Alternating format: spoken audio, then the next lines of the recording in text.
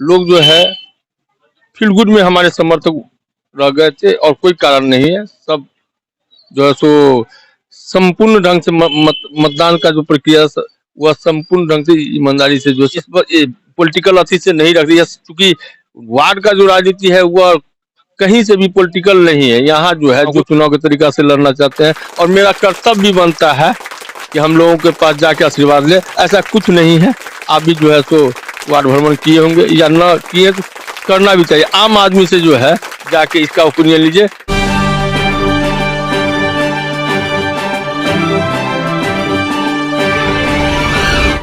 नमस्कार, बिहार मिथिला न्यूज में आपका स्वागत है। मैं हूं मनोज और बता दें कि मेयर प्रत्याशी और डिप्टी मेयर प्रत्याशी के बाद अब वार्ड के पार्षदों पर हमारी निगाहें टिकी हैं, क्योंकि वार्ड में ऐसे जो प्रत्याशी हैं वो चुन करके जाना चाहिए दरभंगा नगर निगम में, ताकि वो आवाज को बुलंद कर सके।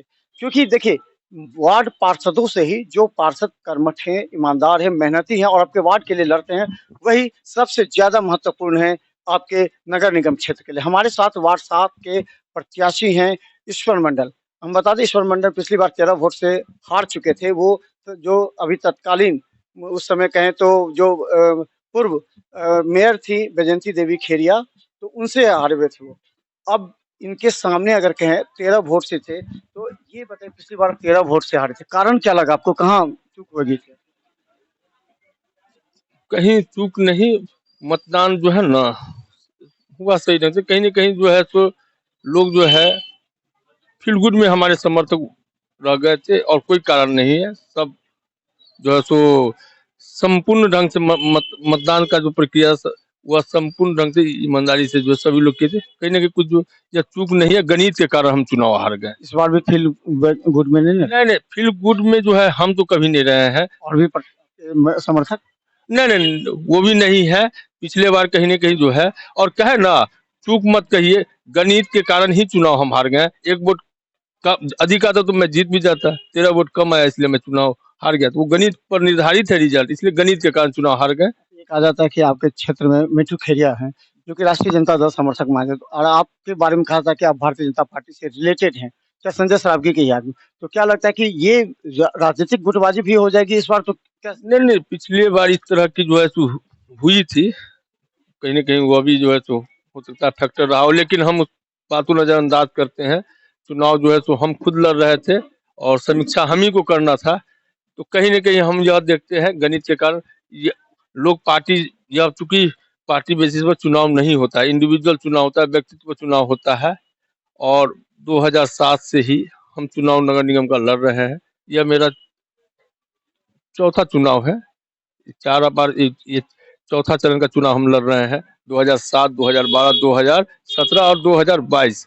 तो इसीलिए कहीं कोई जो है हम बहुत ज्यादा जो है तो इस पॉलिटिकल अथी से नहीं रख रही है, क्योंकि वार्ड का जो राजनीति है वह कहीं से भी पॉलिटिकल नहीं है। यहाँ जो है जो भी होते हैं मतदाता वोटर, वो कहीं ना कहीं माँ बहन भाई भाभी, नहीं समझे, भतीजा बेटा का संबंध होता है। तो कहीं ना कहीं जो यहाँ कहीं कुछ नहीं, व्यक्तित्व पर वोट मिलता है। अच्छा, ये इस बार तो हो सकता है जो आपके विरोधी रहे हो किसी न किसी एक वोट पर तो केंद्रित होंगे ही, तो उसको आप कैसे निपटिएगा? क्योंकि निश्चित तौर पर अगर वैजंती देवी खेरिया नहीं खड़ी हो रही हैं, तो कोई ना कोई उनका आदमी होगा ही जिसको वो चाहेंगे कि समर्थन दे, ताकि तो इसमें आप कैसे कर पाएंगे? है उनका वो जो दो दो ठो अपना उम्मीदवार दिए हुए हैं, नहीं समझे, कहीं कुछ ऐसा नहीं है।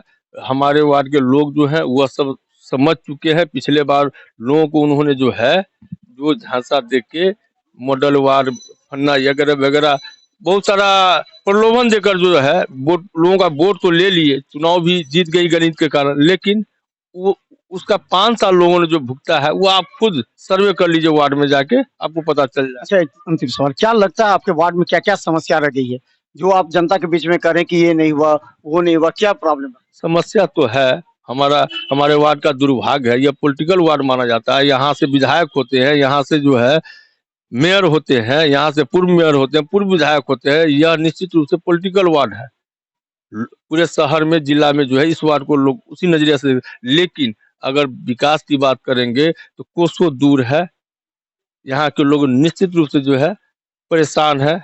और कहीं ना कहीं जो है उन लोगों को यह एहसास होता है चिराग तले अंधेरा। जहाँ के विधायक हो मेयर बार बार मेयर बनता हो, वहाँ का के लोग, वार्ड के लोग जो है अपने आप को जो है असंतुष्ट महसूस करते हैं। तो क्या लगता है कि इस बार चुनाव में आपका वॉक ओवर मिल सकता है? जिस तरह का प्रत्याशी सामने नजर आ रहे हैं और आप 13 वोट से मात्र हारे हुए थे, तो क्या लगता है क्या स्थिति है आपकी? कौन सामने टक्कर में कौन है कोई आपको? चक्कर उक्कर नहीं है, लोग जाते हैं कहते हैं आप आइए भी नहीं, लेकिन चुनाव है, हम चुनाव को चुनाव के तरीका से लड़ना चाहते हैं और मेरा कर्तव्य भी बनता है कि हम लोगों के पास जाके आशीर्वाद ले। ऐसा कुछ नहीं है, आप भी जो है सो वार्ड भ्रमण किए होंगे या न किए तो करना भी चाहिए। आम आदमी से जो है जाके इसका ओपिनियन लीजिए, वह बहुत बढ़िया होगा।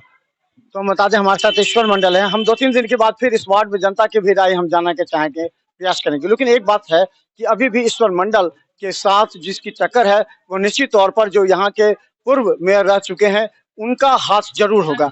ऐसे प्रत्याशियों को जिताने के लिए वो प्रयास करेंगे, तो ये क्या करेंगे, आने वाले समय में ही पता लगेगा। लेकिन हम बता दें, वार्ड 7 में भी अभी एक चुनौती बरकरार है, क्योंकि जनता वैसे प्रत्याशियों को वोट डालेगी जो सक्षम हो दरभंगा नगर निगम के मेयर के साथ नगर आयुक्त का दरवाजा खटखटाकर अपने वार्ड की समस्या के लिए जोरदार आवाज उठा सकें। ऐसे प्रत्याशियों की इस बार अवसर देते रहिए बिहार मिसाल न्यूज, क्योंकि हम रखेंगे आपको अपडेट। आज वार्ड 60 के कुछ प्रत्याशियों से आपके बयान सुनाएंगे। बयान सुनिए, उसको शेयर कीजिए और उस पर चर्चा कीजिए कि कौन सा प्रत्याशी सक्षम है आपके वार्ड के विकास के लिए। धन्यवाद।